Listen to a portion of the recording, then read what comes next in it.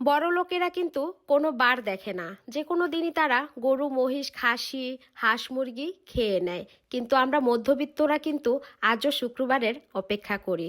শুক্রবার আসলে আমাদের কাছে কেমন একটা আনন্দ মনে হয় আজকে একটু ভালো রান্না করে খেতে হবে। আজকে শুক্রবার, আমাদের এলাকায় মহিষ জবাই হয়েছে। আমার হাজবেন্ডকে বলছিলাম 5 কেজি গোস্ত নিয়ে আসতে, কিন্তু আমার হাজবেন্ড যাইয়া এতটা পায় নাই, তাকে 3 কেজি দেওয়া হয়েছে। কারণ আগে থেকেই সবাই অনেক বেশি বেশি অর্ডার দিয়ে রেখেছে।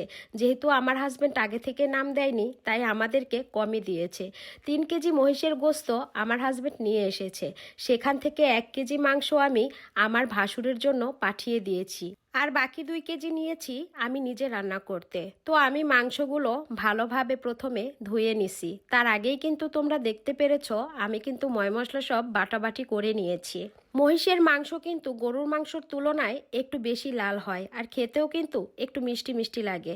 যাই হোক, অনেকেই কিন্তু মহিষের মাংস খায় না, আর আমি হারাম মাংস বাদ দিয়ে হালাল যত কিছু আছে, মানে একদম এভরিথিং, সব ধরনের মাংস আমি খাই। মাংস বলতেই আমার খুব বেশি পছন্দ। এদিকে আমার হাজবেন্ড আমাকে ডেকে বলল, মাংস পরে রান্না করো, আসো আগে একটু মাঠা খেয়ে যাও। আসলে গতকালকে আমার যা তার বাসায় মেহমান আসাতে দই পেতেছে।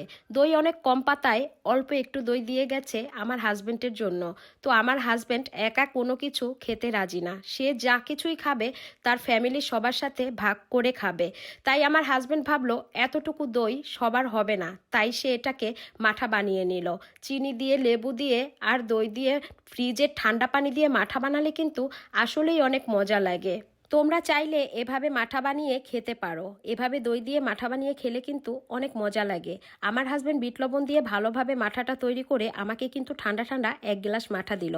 তোমরা বিশ্বাস করো, মাঠাটা খেয়ে আমার এতটা শান্তি লেগেছে, আমার রান্না করার জন্য আরও এনার্জি বেড়ে গেছে। এরপর আমি আবারও চলে আসলাম রান্না করার জন্য। আমি কিন্তু মাংসটা মাখিয়ে ঝাঁকিয়ে বসাবো। এ পর্যন্ত তোমরা যারা যারা আমার মাংস রান্না করা দেখেছো, অবশ্যই তোমরা দেখেছো আমি মাখিয়ে রান্না করতেই বেশি পছন্দ করি। তাই আজকের মহিষের মাংসটাও আমি মাখিয়েই রান্না করব।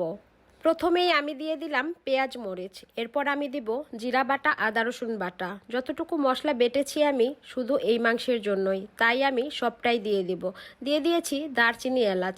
আমার ঘরে তেজপাতা বা লবঙ্গ নেই, কারণ আমি এখন পর্যন্ত এগুলো কিনতে পারিনি, যেহেতু নতুন করে আবার সব বাজার করতে হচ্ছে। তাই আমি তেজপাতা লবঙ্গ ছাড়াই আজকে মাংসটা রান্না করব। খুব বেশি খারাপ হবে না, কারণ দুইটা জিনিস না দিলে কি এমন ক্ষতি হবে। এরপরে আমি হলুদ মরিচের গুঁড়ো আর লবণ দিয়ে দিলাম। আমি এমনিতেই ঝাল বেশি খাই, তার উপর মহিষের মাংস একটু মিষ্টি মিষ্টি, তাই মরিচের গুঁড়োর পরিমাণ কিন্তু অনেকটা বেশি দিছি। আমার হাজবেন্ড তো পুরো ভয় পেয়ে গেছে, ভাবতেছে এত ঝাল কি করে খাবো। এরপরে তেল দেওয়া দেখে পুরুষ মানুষ তো বলতেছে, আল্লাহ তুমি এত তেল দিচ্ছ। যাই হোক, আমার সব কিছু আমি আমার নিজের মতো করে পরিমাণ মতো দিয়ে দিয়েছি। এরপর আমি এই মাংসটাকে ভালোভাবে মাখিয়ে ঝাঁকিয়ে নিব। আমার কাছে কেন জানি মনে হয় পেঁয়াজ মরিচ ভেজে মাংস কষানোর চাইতে এভাবে মেখে ঝেঁকে মাংস কষিয়ে রান্না করলে বেশি মজা লাগে। যাই হোক, আমি আমার মতো এভাবেই রান্না করি। তোমরা কিভাবে রান্না করো কমেন্টে জানাইও। আমি ভেবেছিলাম এই ছোট কড়াইটাতেই টিপটাপ করে রান্না করে নেব মাংসটা। বড় কড়াইতে অল্প মাংস কেমন একটা দেখা যায় না। যাই হোক, অবশেষে আমার আশা পূর্ণ হলো না।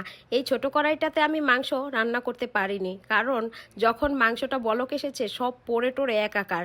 তাই আমি বাধ্য হয়ে আবার কড়াই চেঞ্জ করলাম, বড়টাতেই দিছি। কিন্তু বড়টাতে অনেক কম মাংস দেখা যায়, দেখতে বেশি একটা ভালো লাগে না। তবে হ্যাঁ, খোলামেলা কড়াইতে ভালোভাবে নেড়েচেড়ে রান্না করতে সুবিধা।